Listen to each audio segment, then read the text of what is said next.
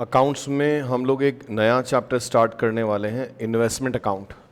तो बहुत इम्पॉर्टेंट है ये चैप्टर ऐसे भी, और रिडम्पशन ऑफ डिबेंचर के पॉइंट ऑफ व्यू से भी इन्वेस्टमेंट अकाउंट बहुत इंपॉर्टेंट है, इंटरेस्टिंग है।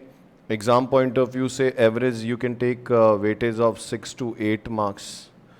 तो 6 to 8 मार्क्स का वेटेज हम लोग कंसीडर कर सकते हैं। तो इन्वेस्टमेंट अकाउंट में अगर अपन जैसे इन्वेस्टमेंट की बात करें तो इन्वेस्टमेंट का मतलब क्या होता है?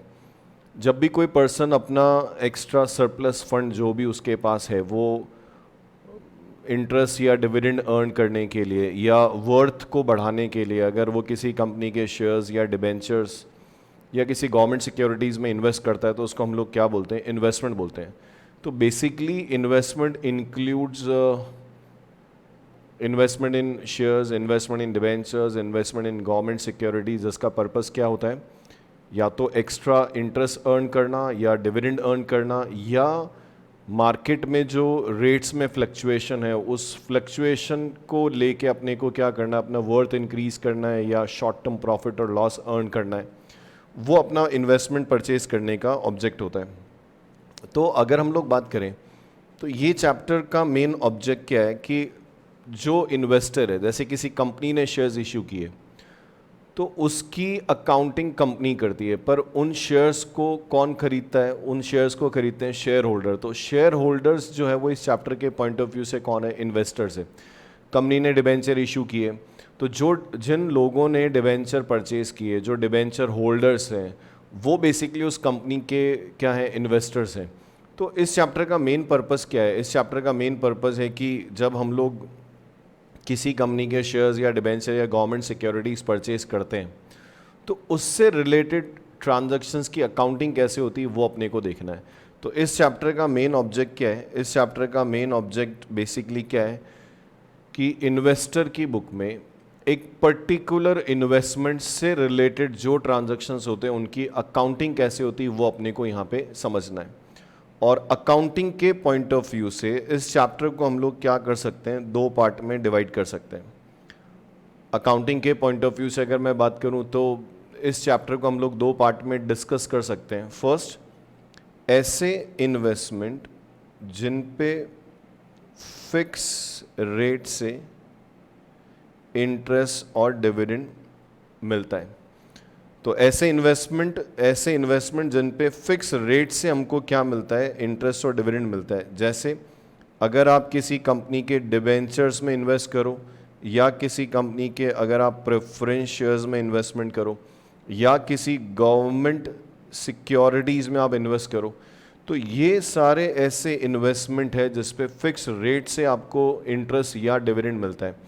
और सेकंड, अकाउंटिंग फॉर इन्वेस्टमेंट जिन पे वेरिएबल रेट से हमको क्या मिलता है? डिविडेंड मिलता है। और वो तब होता है जब आप किसी कंपनी के क्या करते हो? इक्विटी शेयर्स परचेज करते हैं। तो अगर आपने किसी कंपनी के इक्विटी शेयर परचेज किए हैं तो इक्विटी शेयर्स पे जो कंपनी डिविडेंड पे करती है उसका रेट फिक्स नहीं होता है। तो for the purpose of accounting इस चैप्टर को दो पार्ट में हम लोग डिवाइड कर सकते हैं। फर्स्ट क्या है? Accounting for investment, accounting for investment on which interest and dividend is receive at the rate at fix rate. ठीक है, तो हमको क्या करना है इस केस में? क्या बोला अपन ने? इस चैप्टर को अकाउंटिंग के पॉइंट ऑफ व्यू से हम लोग क्या कर सकते हैं? दो पार्ट में डिवाइड कर सकते हैं। फर्स्ट, ऐसे इन्वेस्टमेंट की अकाउंटिंग जिस पे हमको फिक्स रेट से इंटरेस्ट या डिविडेंड रिसीव होता है। और सेकंड, ऐसे इन्वेस्टमेंट की अकाउंटिंग जिन पे हमको वेरिएबल रेट से क्या होता है? इंटरेस्ट, वेरिएबल रेट से इंटरेस्ट या डिविडेंड क्या होता है? रिसीव होता है। ठीक है, तो हम लोग सबसे पहले बात करते हैं accounting for investment. Accounting for investment in debentures या प्रेफरेंस शेयर या government securities. Accounting for investment in debentures, preference share and government security, और ये सब ऐसे इन्वेस्टमेंट है जिस पे फिक्स रेट से हमको इंटरेस्ट या डिविडेंड मिलता है। ठीक है, अब अगर हम लोग बात करें कि हमको डिस्कस क्या करना है, तो जैसा हम हर टॉपिक में हम लोग लेते हैं टॉपिक्स टू बी डिस्कस, कि हमको क्या क्या डिस्कस करना है। तो जैसा मैंने आपको बोला ना कि इस चैप्टर का मेन पर्पस क्या है, इस चैप्टर का मेन पर्पस क्या है, बहुत इंटरेस्टिंग चैप्टर है। इस चैप्टर का मेन पर्पस क्या है कि एक इन्वेस्टर की बुक में एक पर्टिकुलर इन्वेस्टमेंट से रिलेटेड, एक इन्वेस्टर की बुक में एक पर्टिकुलर इन्वेस्टमेंट से रिलेटेड ड्यूरिंग द ईयर जितने भी ट्रांजैक्शंस में उनकी अपने को क्या करनी है, अकाउंटिंग करनी है। अब टॉपिक 2 भी डिस्कस में अपने को क्या करना है, इन्वेस्टमेंट से रिलेटेड होने वाले ट्रांजैक्शंस की अकाउंटिंग करनी है। तो आप खुद सोच के देखो एक पर्टिकुलर ईयर में एक पर्टिकुलर इन्वेस्टमेंट से रिलेटेड क्या ट्रांजैक्शन होते हैं। तो सबसे पहले जैसे अगर अपन बात करें तो हम लोग क्या करते हैं, इन्वेस्टमेंट परचेज करते हैं, फिर कई बार हम लोग इन्वेस्टमेंट सेल कर देते हैं, फिर जो आपने इन्वेस्टमेंट्स परचेज किए उन पे आपको कभी इंटरेस्ट या डिविडेंड रिसीव होता है। तो टॉपिक 2 भी डिस्कस में हमको क्या करना है पता है, accounting at the time of purchase of investment. Second, accounting at the time of sale of investment. जब हम लोग परचेज करते हैं तो सिर्फ एक ही ट्रांजैक्शन होता है परचेज से रिलेटेड, पर अगर हमने इन्वेस्टमेंट्स को क्या किया, सेल किया, और अगर आपने उसको कॉस्ट से कम या ज़्यादा पे सेल किया तो उस केस में आपको क्या होता है, प्रॉफिट लॉस होता है। तो थर्ड क्या होता है, अकाउंटिंग फॉर प्रॉफिट और लॉस ऑन सेल। फिर उसके बाद जब ड्यू डेट होती है तो कंपनी हमको क्या करती है, इंटरेस्ट या डिविडेंड पेमेंट करती है। तो उसके बाद में नेक्स्ट क्या रहता है, अकाउंटिंग फॉर इंटरेस्ट और डिविडेंड ऑन ड्यू डेट्स। तो कंपनी ने ड्यू डेट्स पे, कंपनी ने जब ड्यू डेट्स पे आपको किसी भी तरह का इंटरेस्ट या डिविडेंड दिया था उसके लिए क्या होगा। तो ये जो ट्रांजैक्शंस है ना, बेसिकली ये अगर देखा जाए तो थ्रू आउट द ईयर चलते हैं। परचेज किया, सेल किया, फिर आपने बुक वैल्यू से कम या ज़्यादा पे सेल किया तो आपको प्रॉफिट लॉस होता है। फिर ड्यू डेट पे क्या होता है, कंपनी आपको इंटरेस्ट या डिविडेंड का पेमेंट करती है। ठीक है, ये थ्रू आउट द ईयर चलते हैं। फिर अगर मैं बात करूं तो at the end of the year, at the end of the year क्या होता है, ईयर एंड पे अगर हम लोग बात करें तो ईयर एंड पे बेसिकली दो चीज़ें हमको करनी पड़ती है। First, accounting for accrued interest, मतलब ऐसा कोई इंटरेस्ट जो ड्यू हुआ पर हमको रिसीव नहीं हुआ। और सेकंड अगर हम लोग बात करें तो वैल्यूएशन, क्योंकि जनरली जो क्लोजिंग इन्वेस्टमेंट्स हैं उनका वैल्यूएशन हम लोग किस पे करते हैं, कॉस्ट और market price whichever is less. तो कंजर्वेटिव कॉन्सेप्ट के according investments are valued at cost और market price whichever is less. तो जनरली ईयर एंड पे अकाउंटिंग फॉर एक्रूड इंटरेस्ट अपने को आना चाहिए, इन्वेस्टमेंट्स को वैल्यूड कैसे करते हैं वो अपने को आना चाहिए। और उसके बाद अगर हम लोग बात करें तो बैलेंस ट्रांसफ़र, बैलेंसिंग अपने को करना पड़ता है। तो ये तीन काम अपने को क्या होता है, ईयर एंड पे करना पड़ता है। तो थोड़ा सा इस चैप्टर का फील अगर हम लोग क्रिएट करें ना, तो अपने को इस चैप्टर में करना क्या है, अपने को इस चैप्टर में क्या करना है कि एक इन्वेस्टर की बुक में, एक इन्वेस्टर की बुक में एक पर्टिकुलर इन्वेस्टमेंट से related through out the year जो ट्रांजैक्शंस में उनकी अपने को क्या करनी है, अकाउंटिंग करनी है। अब जैसे मैं नॉर्मल अकाउंटिंग की बात करूं तो इसमें से कोई ऐसा ट्रांजैक्शन नहीं है जिसकी अकाउंटिंग आपने नहीं की हो। जैसे इन्वेस्टमेंट परचेज करते हैं, बहुत अच्छे से आपको समझ में आता है कि जब हम लोग इन्वेस्टमेंट परचेज करते हैं तो एंट्री क्या होती है, investment account debit to cash bank. अगर मैंने इन्वेस्टमेंट सेल किया तो आपको बहुत अच्छे से पता है cash bank account debit to investment. अगर इन्वेस्टमेंट को सेल करने पे क्या हुआ, लॉस हुआ, तो profit and loss account debit to investment. और अगर आपको इन्वेस्टमेंट को सेल करने पे प्रॉफिट हुआ तो एंट्री होती है investment account debit to PNL. ठीक है, इंटरेस्ट कभी भी आपको रिसीव होता है वो आपके लिए इनकम है, तो हम लोग एंट्री क्या करते हैं इस केस में, bank account debit to interest. ठीक है, एक्रूड इंटरेस्ट की एंट्री होती है ईयर एंड पे। तो ईयर एंड पे जब आप एक्रूड इंटरेस्ट की एंट्री करते हो, एक्रूड इंटरेस्ट आपके लिए क्या है, एसेट्स है, हम लोग एंट्री क्या करते हैं बताओ, accrued interest account debit to interest. तो जितना मुझे लगता है ना कि ये परचेज की एंट्री है, ये सेल की एंट्री है, ये तुम्हारे लॉस और प्रॉफिट की एंट्री है, ये इंटरेस्ट की एंट्री है, ये एक्रूड इंटरेस्ट की एंट्री है, तो इसमें से ऐसा कुछ भी नहीं है जिसका अकाउंटिंग आपने अभी तक नहीं पढ़ा हो। पर इस चैप्टर में सबसे ज़्यादा इम्पॉर्टेंट है इन अकाउंटिंग एंट्रीज का अमाउंट कैलकुलेट करना कि ये एंट्रीज होगी किस अमाउंट से, वो अपने लिए सबसे ज़्यादा इम्पॉर्टेंट है। ठीक है, तो क्या करना है इस चैप्टर में अपने को, एज ए इन्वेस्टर एक पर्टिकुलर ट्रांजैक्शन से रिलेटेड, एक पर्टिकुलर इन्वेस्टमेंट से रिलेटेड जितने भी ट्रांजैक्शंस होते हैं उन ट्रांजैक्शंस की आपको क्या करनी है, अकाउंटिंग करनी in the books of investor. We are not in the books of company, we are in the books of investor. अब एक छोटा सा एग्जाम्पल लेता हूं,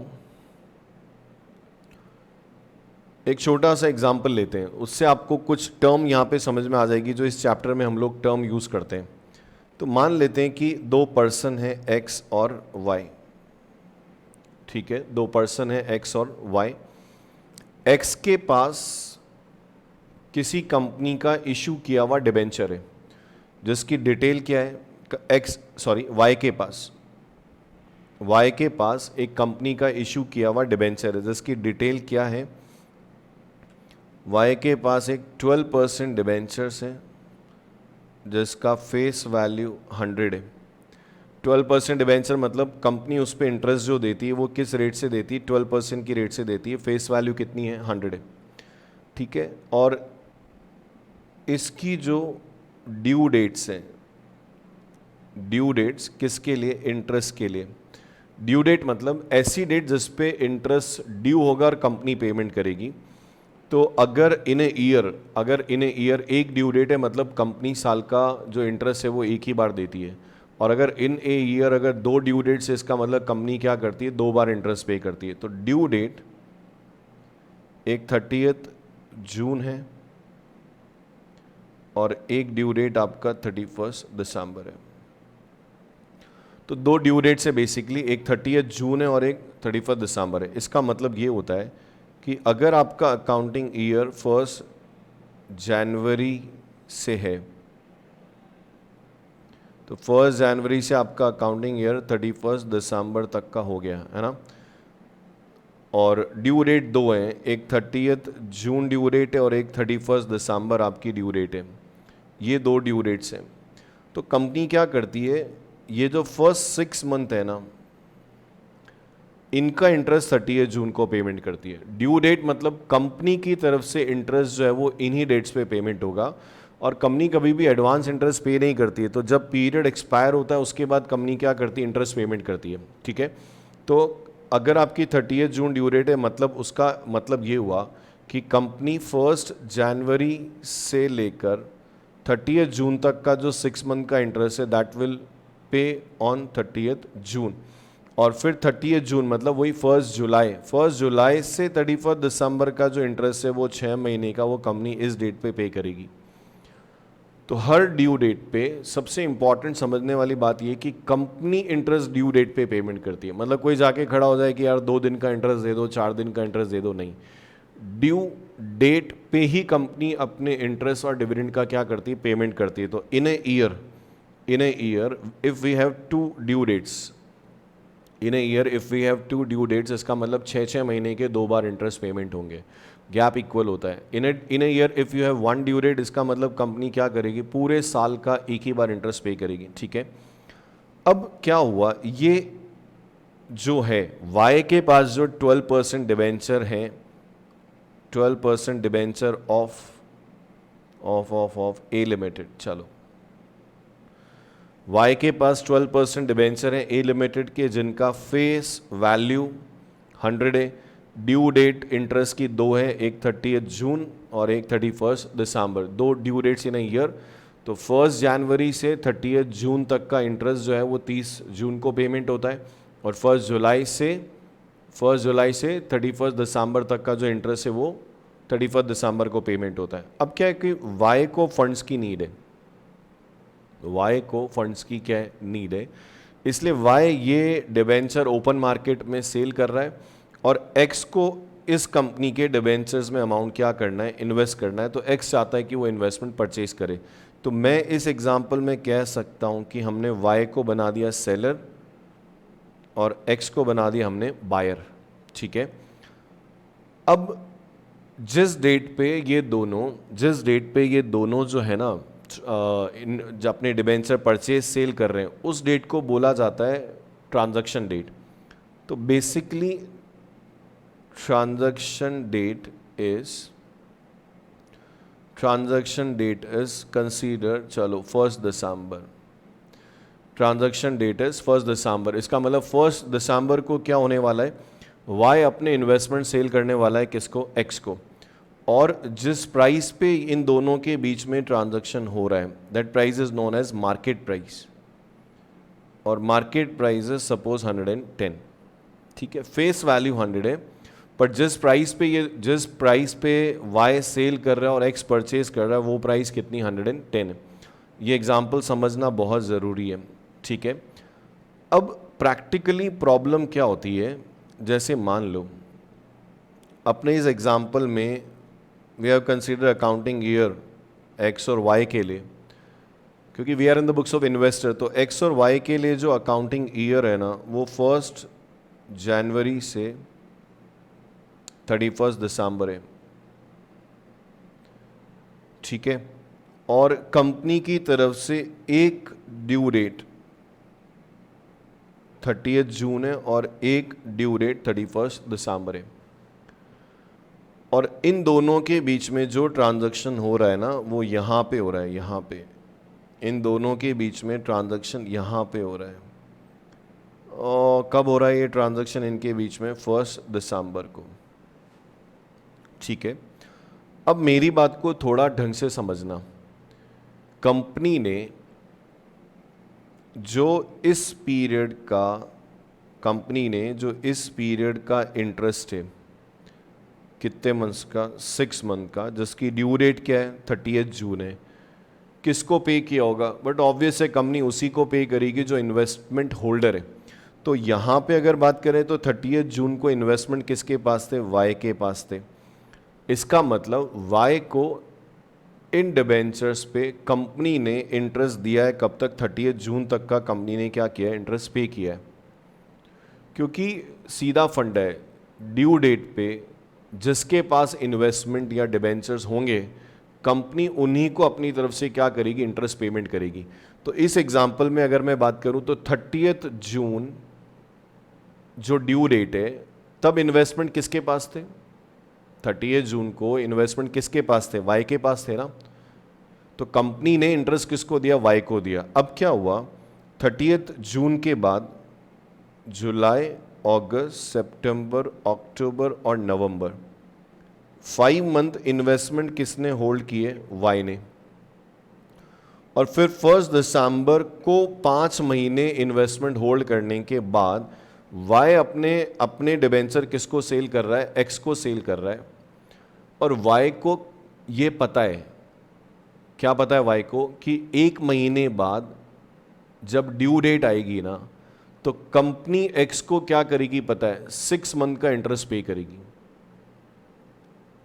1 दिसंबर को वाई एक्स को इन्वेस्टमेंट सेल कर रहा है, और वाई और एक्स दोनों अच्छे से जानते हैं कि आफ्टर 1 मंथ जब इसकी ड्यू डेट आएगी तो कंपनी जो है ना वो एक्स जो कि अब इस इन्वेस्टर का होल्डर बनने वाला है, तो कंपनी एक्स को क्या करेगी पता है, 6 मंथ का इंटरेस्ट पे करेगी।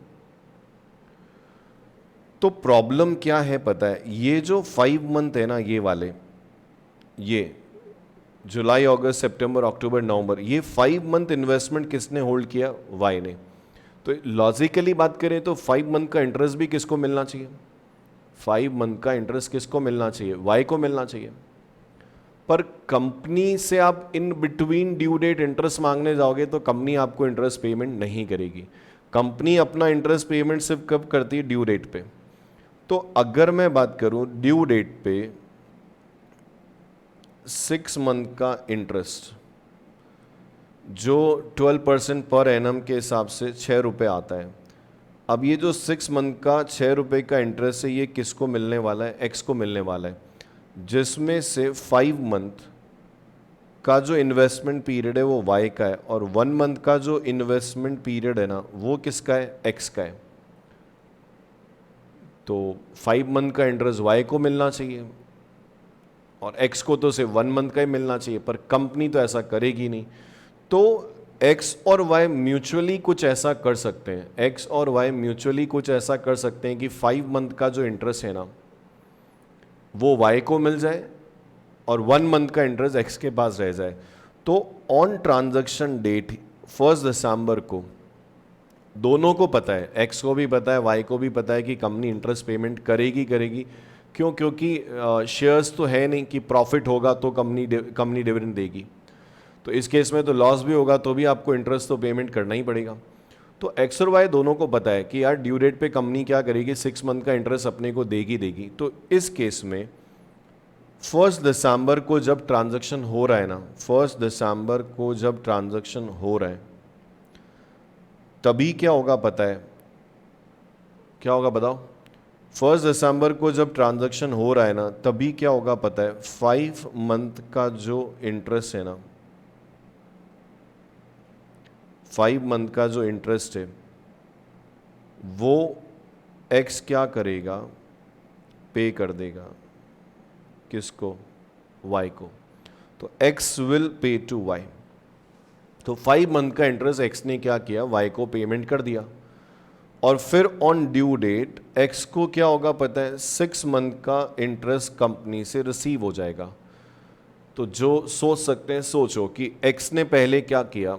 एक्स ने पहले क्या किया? 5 मंथ का जो इंटरेस्ट था वो वाई को दे दिया और फिर उसको कंपनी से क्या हुआ? 6 मंथ का इंटरेस्ट क्या हुआ? रिसीव हो गया। तो बच गया उसके पास 1 मंथ का। तो मेरा ये एग्जाम्पल देने का रीज़न क्या था? ये बहुत इम्पॉर्टेंट कॉन्सेप्ट है इस चैप्टर का कि सेलर अगर 2 ड्यू डेट्स के बीच में अपने इन्वेस्टमेंट बेचेगा तो उसको जो लास्ट इंटरेस्ट मिला है ना, उसको जो लास्ट इंटरेस्ट मिला है वो लास्ट ड्यू डेट तक मिला है। तो मेरे इस एग्जाम्पल में y को लास्ट इंटरेस्ट कब मिला? मेरे इस एग्जाम्पल में अगर आपको समझ में आ रहा हो तो y को लास्ट इंटरेस्ट कब मिला बताओ? यहाँ पे 30 जून को। तो लास्ट ड्यू डेट तक सेलर को ट्रांजैक्शन मिला है। तो लास्ट ड्यू डेट से transaction date, last due date से ट्रांजैक्शन डेट तक का इंटरेस्ट हमेशा सेलर बायर से मांगेगा या बायर जो है वो क्या करेगा? सेलर को पेमेंट करेगा, पक्का है। तो ये एक ऐसा लॉजिक है ना जो हर क्वेश्चन में, हर ट्रांजैक्शन पे चलेगा। तो जो मैं बोल रहा हूं उसको अपने आप को समझाओ कि अगर 2 ड्यू डेट्स के बीच में अगर कोई भी अपने इन्वेस्टमेंट्स को बेचेगा तो एज ए सेलर सोचो आपको इंटरेस्ट कहाँ तक मिला? एज ए सेलर आपको इंटरेस्ट मिला लास्ट ड्यू डेट तक। अब लास्ट ड्यू डेट से लेके ट्रांजैक्शन डेट तक का जो इंटरेस्ट है वो इन फ्यूचर बायर को मिलने वाला है। इसीलिए ट्रांजैक्शन डेट पे वो एडवांस में बायर किसको दे देगा? सेलर को दे देगा। और इसमें बायर को भी कोई प्रॉब्लम नहीं है। बायर को क्यों प्रॉब्लम नहीं है? क्योंकि उसको पता है on due date company payment कर देगी। अब ऐसा फालतू के क्वेश्चंस मत क्रिएट करना, अगर मान लो कंपनी पेमेंट ही नहीं करे तो। ऐसा नहीं है। तो इट्स सिंपल एजम्पशन कि ड्यू डेट पे बायर को इंटरेस्ट कंपनी 6 महीने का देगी पक्का, अगर साल में 2 ड्यू डेट्स हैं तो। समझ में आया? तो इन केस ऑल मतलब हर ट्रांजैक्शन पे ये एक स्टैंडर्ड कॉन्सेप्ट एप्लीकेबल है कि लास्ट ड्यू डेट जो निकली है वहां तक सेलर को इंटरेस्ट मिला है, वहां से लेके ट्रांजैक्शन डेट तक का जो इंटरेस्ट है ना that will be paid by buyer to seller. Buyer उसको पेमेंट करेगा। तो अगर आप बायर हैं तो आपको इंटरेस्ट देना पड़ेगा और अगर आप सेलर हैं तो आपको इंटरेस्ट क्या होगा? रिसीव होगा। तो मैं इतना समझाने के बाद अगर बताऊं ना तो ट्रांजैक्शन डेट पे बायर सेलर को 2 पेमेंट करेगा।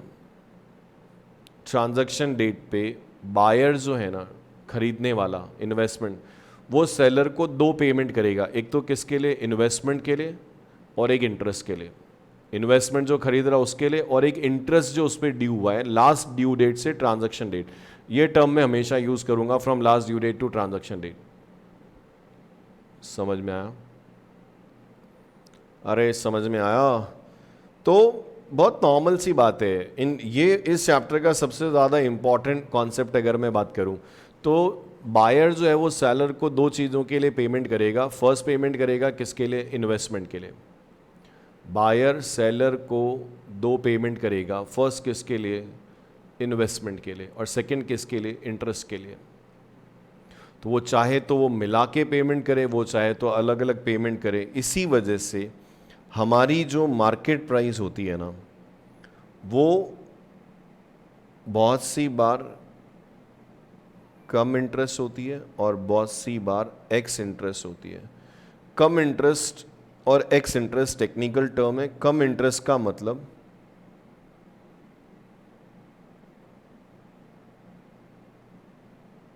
इंक्लूडिंग इंटरेस्ट, और एक्स इंटरेस्ट मार्केट प्राइस मतलब कम इंटरेस्ट, एक्स इंटरेस्ट प्राइस मतलब एक्सक्लूडिंग इंटरेस्ट।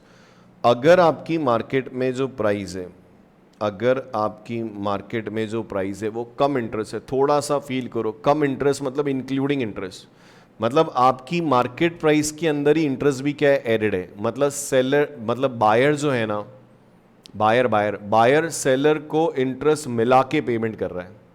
और अगर आपकी मार्केट प्राइस एक्सक्लूडिंग इंटरेस्ट है, इसका मतलब ये नहीं कि बायर सेलर को इंटरेस्ट नहीं पे कर रहा है। अगर आपकी मार्केट प्राइस एक्सक्लूडिंग इंटरेस्ट है, इसका मतलब ये हुआ कि बायर सेलर को इंटरेस्ट का पेमेंट अलग से कर रहा है।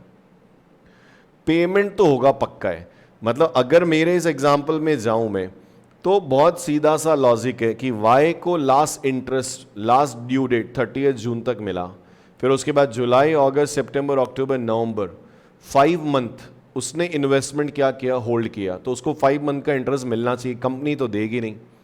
तो वो एज ए सेलर 5 मंथ का जो इंटरेस्ट है, क्योंकि वो जब इन्वेस्टमेंट बेच रहा है तो साथ में 5 मंथ का इंटरेस्ट राइट भी तो बेच रहा है। वेट, तो जब अगर मैं बात करूं कि जब वो इन्वेस्टमेंट सेल कर रहा है, जब वो इन्वेस्टमेंट सेल कर रहा है तो वो साथ साथ में 5 मंथ का इंटरेस्ट राइट भी तो सेल कर रहा है ना, तो वो इन्वेस्टमेंट के साथ साथ डेफिनेटली वो 5 मंथ का इंटरेस्ट लेगा ही लेगा। वो किसी भी कंडीशन में 5 मंथ का इंटरेस्ट नहीं छोड़ेगा। तो ये तो पक्का है, ये तो कंफर्म है कि, ये तो कंफर्म्ड है कि बायर को इंटरेस्ट देना पड़ेगा और सेलर को इंटरेस्ट रिसीव होगा ही होगा। बस अब इतना हो सकता है कि वो आप मार्केट प्राइस में ऐड करके दे दो या अलग से दे दो, पर देना तो पड़ेगा। तो मेरे इस एग्जांपल में एनी हाउ 5 मंथ का interest X will pay to Y. तो अगर मैं 6 मंथ का इंटरेस्ट 6 रुपीज़ है, तो 5 मंथ का इंटरेस्ट कितना हो गया, 5 रुपीज़ हो गया। ठीक है, 5 मंथ का इंटरेस्ट 5 रुपीज़ हो गया।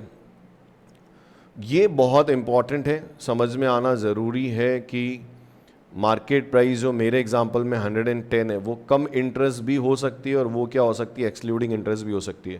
तो इसको समझो, कम इंटरेस्ट मतलब एक्स इंटरेस्ट मिला के 110 पेमेंट कर रहा है, और if 110 market price is excluding interest, that means x जो है वो 110 सिर्फ इन्वेस्टमेंट के लिए पेमेंट कर रहा है, इंटरेस्ट के लिए 5 रुपीज़ का पेमेंट अलग से करेगा। समझ में आया? तो इस केस में एज ए बायर में अगर बात करूं, इस एग्जाम्पल में अगर हम लोग एज ए बायर बात करें, तो जब आप इन्वेस्टमेंट परचेज करोगे तो आपको 2 पेमेंट्स करने पड़ेंगे, एक इन्वेस्टमेंट के लिए और एक इंटरेस्ट के लिए। और इस इंटरेस्ट को अपन कैपिटलाइज नहीं कर सकते। ये इंटरेस्ट मेरे लिए इन्वेस्टमेंट की कॉस्ट का पार्ट नहीं है। क्यों? क्योंकि मुझे ये वापस रिएम्बर्स हो जाएगा, कंपनी मुझे वापस दे देगी। तो मैं इस केस में इसको इन्वेस्टमेंट की कॉस्ट का पार्ट नहीं मान सकता हूं। तो एज ए बायर अगर मैं बात करूं, तो जब आप परचेज करोगे तो हम लोग 2 पेमेंट कर रहे हैं, एक इन्वेस्टमेंट के लिए और एक इंटरेस्ट के लिए। तो as a buyer at the time of purchase,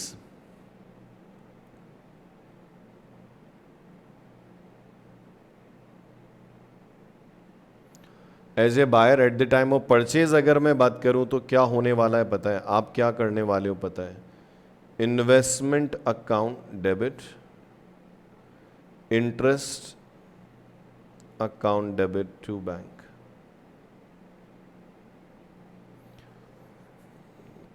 तो क्या अकाउंटिंग एंट्री होने वाली है एज ए बायर? क्योंकि आप 2 पेमेंट कर रहे हो, आप इन्वेस्टमेंट के लिए भी पेमेंट कर रहे हो और इंटरेस्ट के लिए भी पेमेंट कर रहे हो।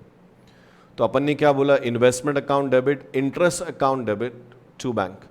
तो जो अमाउंट तुमने इन्वेस्टमेंट के लिए पे किया वो इन्वेस्टमेंट अकाउंट में जाएगा, और जो तुमने इंटरेस्ट के लिए पे किया वो इंटरेस्ट में जाएगा। अब अगर मैं आपको बोलूं कि मेरा 110 जो है ना वो इंक्लूडिंग इंटरेस्ट है,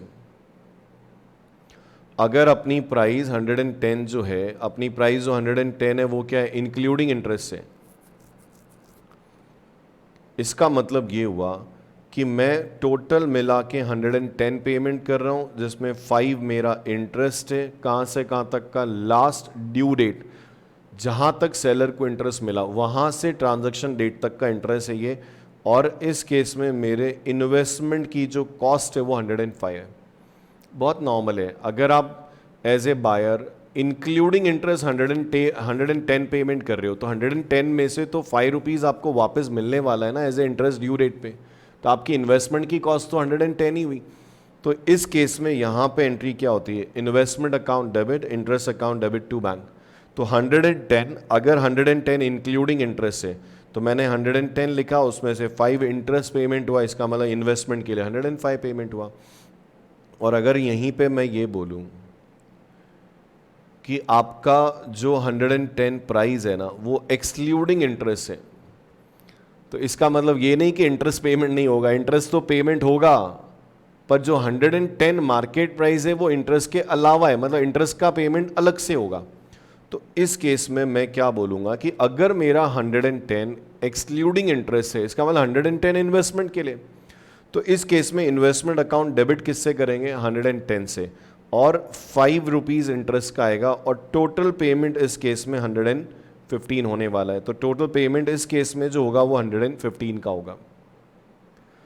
समझ में आया?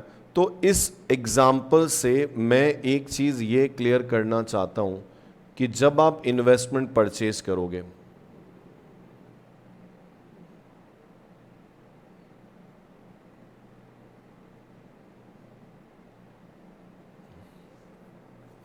जब आप इन्वेस्टमेंट्स को क्या करोगे, परचेज करोगे, तो at the time of purchase क्या अकाउंटिंग ट्रीटमेंट होगा पता है? Investment account debit with cost of investment, फिर interest account debit, interest account debit कहाँ से कहाँ तक पता है, from last due date to transaction date, from last due date, last due date से ट्रांजैक्शन डेट, एकदम लॉजिक क्लियर है, टू कैश बैंक, जो भी आप पेमेंट का मोड लो। तो investment account debit with cost, interest account debit from last due date to transaction date और टू बैंक। तो इस एंट्री को करने के लिए, इस एंट्री को करने के लिए आपको क्या करना पड़ेगा पता है? तो ठीक है, एंट्री तो बहुत normal, investment account debit, interest account debit to bank, पर इस एंट्री को करने के लिए आपको इन्वेस्टमेंट की कॉस्ट पता होनी चाहिए, कितना इंटरेस्ट पेमेंट होगा वो आपको पता होना ज़रूरी है। ठीक है, समझ में आया? तो अब क्या होता है कि जब आप कोई भी इन्वेस्टमेंट परचेज करते हो तो अकाउंटिंग करने के लिए you are required to calculate cost of investment purchase. तो इस एंट्री के लिए we required what,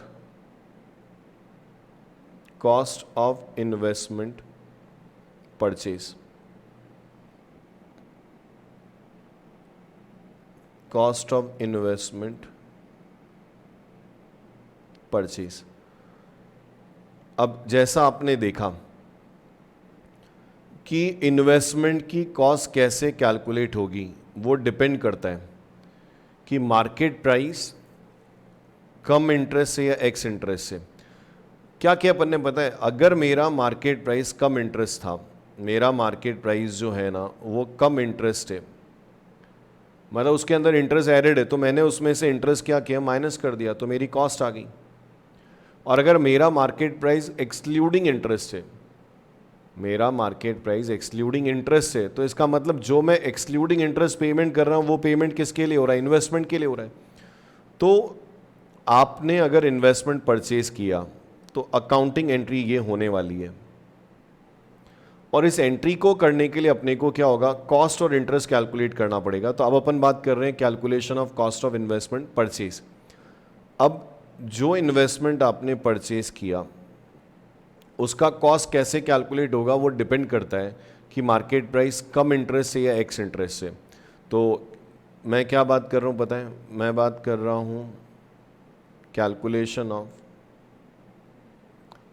cost of investment purchase if market price is come interest, और यहाँ पे लिख देता हूँ मैं if market price is x interest.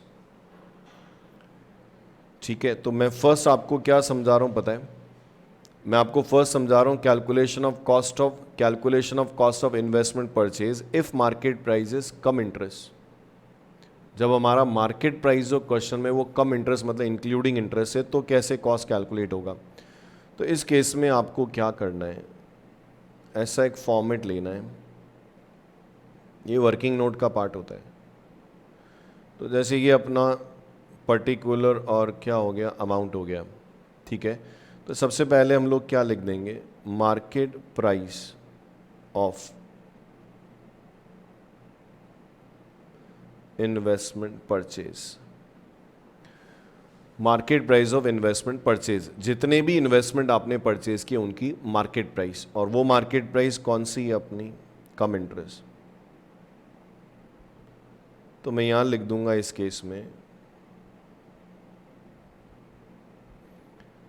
Come interest market price of investment purchase. क्या लिखा अपन ने,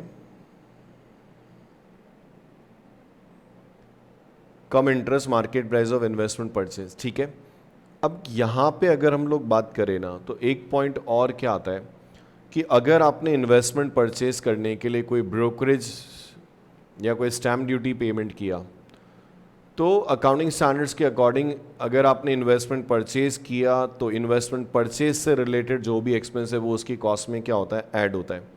तो cum interest market price of investment purchase plus brokerage etcetera, जो परचेज से रिलेटेड कोई ब्रोकरेज वगैरह पेमेंट किया तो that will increase your cost.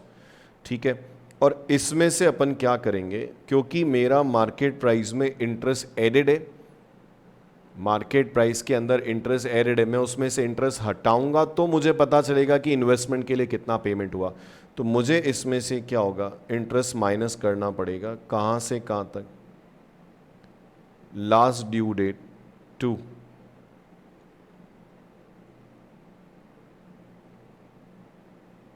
Transaction date. तो लास्ट ड्यू डेट से ट्रांजैक्शन डेट तक का जो इंटरेस्ट है ना वो माइनस करना पड़ेगा। और इंटरेस्ट कैसे कैलकुलेट करते हैं पता है आपको, इंटरेस्ट कैलकुलेशन के लिए हमको तीन चीज़ें ही चाहिए, अमाउंट, रेट और पीरियड। तो मैं क्या करूँगा, इंटरेस्ट हमेशा कैलकुलेट किस पे होता है, फेस वैल्यू पे। तो यहाँ पे क्या लिखूँगा, फेस वैल्यू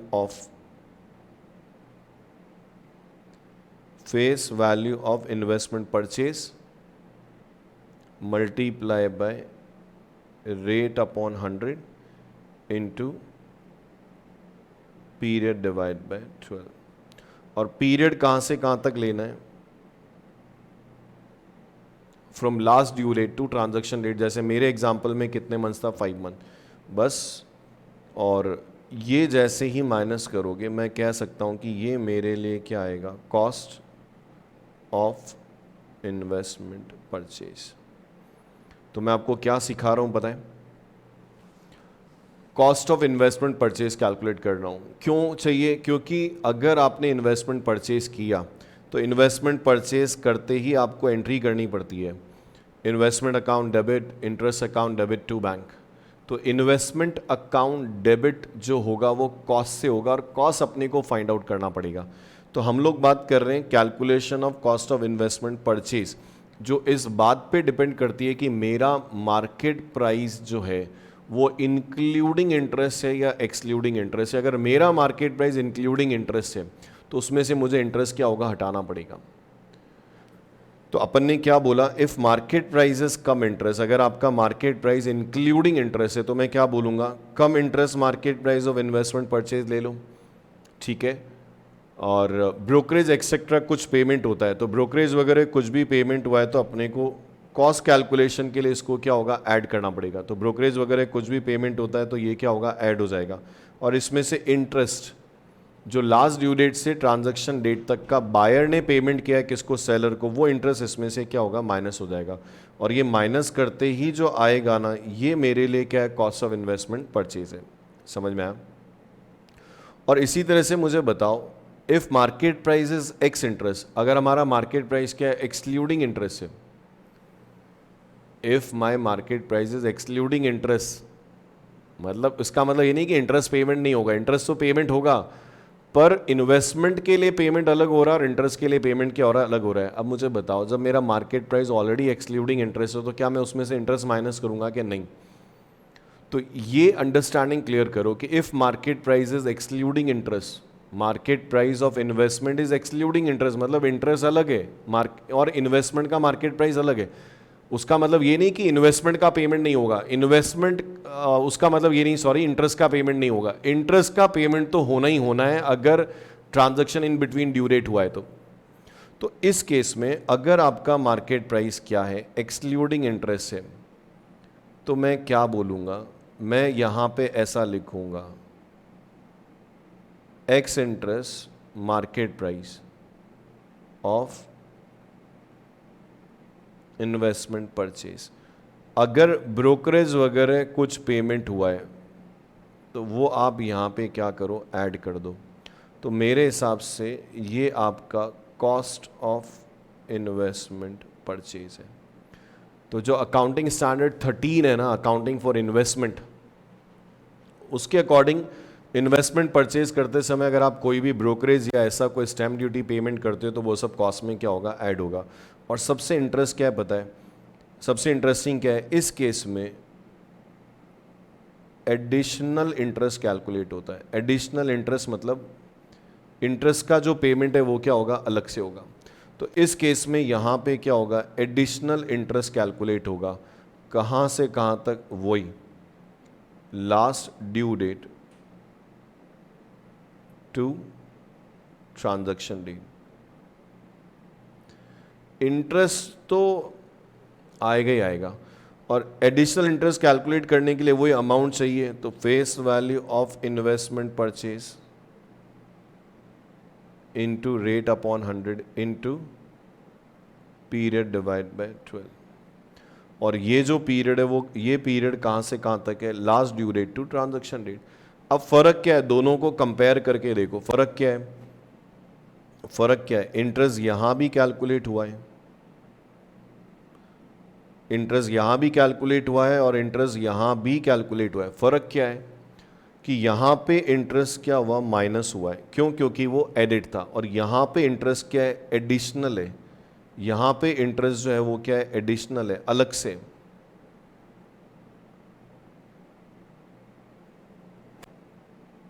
तो ये एडिशनल इंटरेस्ट है, समझ में आया? तो ये यहाँ पे जो इंटरेस्ट है ना, ये एडिशनल है, अलग से यहाँ पे क्या हो रहा है, इंटरेस्ट का पेमेंट हो रहा है।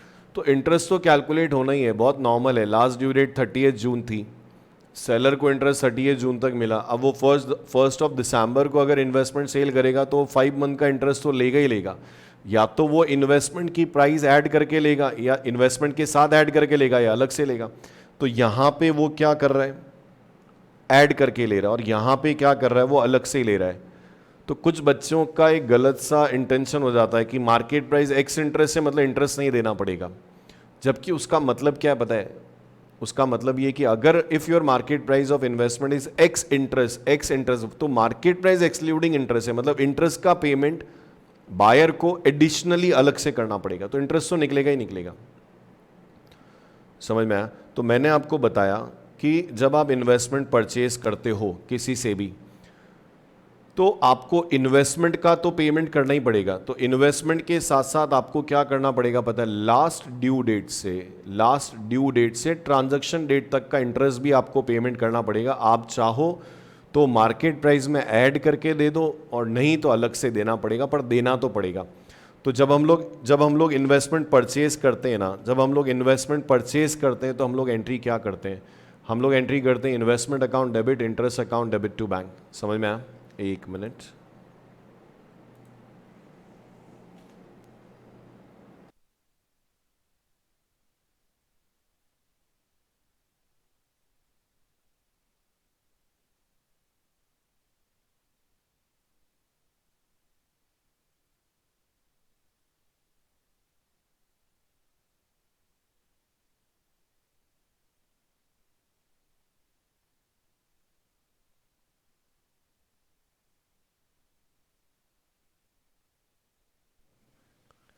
Hello, yes.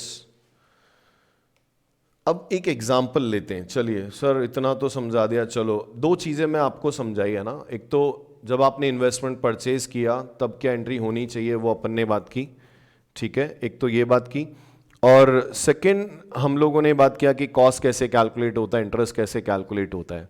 तो ये एक चीज़ तो आप गांठ बांध लो कि अगर अदर देन ड्यू डेट, मतलब दो ड्यू डेट्स के बीच में ट्रांजैक्शन अगर हो गया तो बायर को इंटरेस्ट देना ही पड़ेगा। लास्ट ड्यू डेट से ट्रांजैक्शन डेट तक का इंटरेस्ट पेमेंट करना ही पड़ेगा। चाहे तो आप क्या करो उस केस में, चाहे तो आप उसको क्या करेंगे,